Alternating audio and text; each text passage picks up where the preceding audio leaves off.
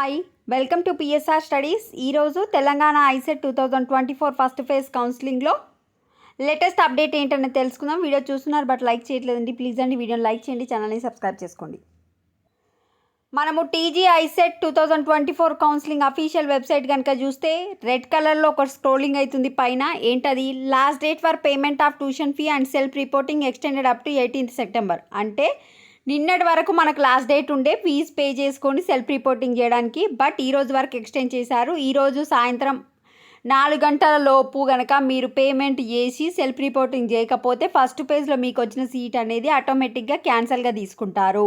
So ఈరోజు సాయంత్రం వరకు ఫీజు పే చేసి జాయిన్ అయిన స్టూడెంట్స్కి మాత్రమే సీట్ కన్ఫర్మ్.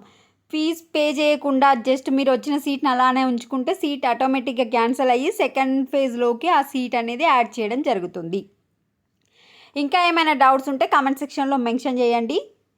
అయితే చాలామంది అడుగుతున్నారు ఏంటంటే ఫీజు పే చేసినాము, జాయిన్ అయినాము, రిపోర్ట్ కూడా తీసుకున్నాము, సెకండ్ ఫేజ్లో వెబ్ ఆప్షన్స్ పెట్టుకోవచ్చా అని అడుగుతున్నారు. సెకండ్ ఫేజ్లో కూడా మీరు వెబ్ ఆప్షన్స్ పెట్టుకోవచ్చు బెటర్ కాలేజ్ కోసం.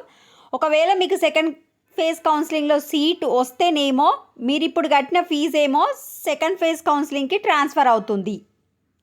ఫస్ట్ ఆటోమేటిక్ క్యాన్సిల్ అవుతుంది, ఏదో ఒక సీటే ఉంటుంది. సెకండ్లో వస్తే సెకండ్ సీట్ ఉంటుంది, ఫస్ట్ సీట్ పోతుంది, ఫస్ట్ సీట్ ఫీజు సెకండ్ దానికి ట్రాన్స్ఫర్ అవుతుంది. క్లియర్? సెకండ్ వస్తే ఫస్ట్ క్యాన్సిల్ అయిపోతుంది, సెకండ్ దానికి ఫీజు ట్రాన్స్ఫర్ అవుతుంది.